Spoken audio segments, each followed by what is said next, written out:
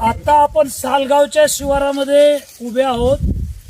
अशोक गाढवे यांचं शेत आहे. यांच्या शेतीमध्ये केळी लावलेल्या होत्या.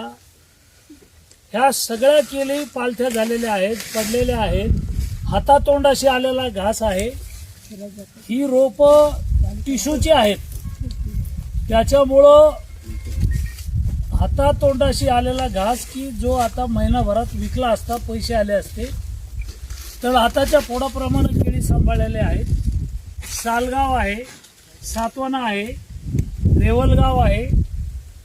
एकूण 28 गावाच्या केळी पडलेल्या आहेत. 28 गावात हे पिकाचं नुकसान झालेलं आहे. काही गावात केळीचं नुकसान, काही गावात पपईचं नुकसान, काही गावात फळबागेचं नुकसान, काही गावामध्ये भाजीपाल्याचं नुकसान झालेलं आहे. 2 दिवसापासून वारं वादळ सुटल्यामुळं हे नुकसान झालेलं आहे. इथलचे तहसीलदार आहेत, कृषी विभागाचे SDO आहेत, तालुका कृषी अधिकारी आहेत, SDM आहेत, RDC आहेत. यांचं माझं सगळ्यांचं फोनवर बोलणं झालं आणि वादळ झाल्यानंतर 1 तासाच्या आत प्रशासनाला सगळ्यांना ही माहिती दिली. हे सगळे फोटो पाठवले. कृषी विभाग आणि महसूल विभाग दोन्ही डिपार्टमेंटने याची सगळी माहिती घेतलेली आहे. गावागावातले कृषी सहाय्यक आहेत, तालुका कृषी अधिकारी आहेत, तलाठी आहेत, मंडळ अधिकारी आहेत, ग्रामसेवक, सरपंच आहेत. सगळ्या यंत्रणेच्या मार्फत माझ्याकडे जेवढी माहिती आली तेवढी मी शासनाला पाठवलेली आहे. ह्या वादळाचं माहिती महसूल मंत्री, माननीय कृषी मंत्री आणि मुख्यमंत्र्यांना सुद्धा माझ्याकडून पाठवलेली आहे. आता हा जो प्राथमिक अहवाल आहे हा कलेक्टर मार्फत शासनाकडे जाईल आणि या सर्व शेतकऱ्यांना पैसे मिळवून देण्यासाठी वेळप्रसंगी लक्षवेधी लावा लागेल, तारांकित प्रश्न लावा लागेल, अर्ध्या तासाची चर्चा लावा लागेल.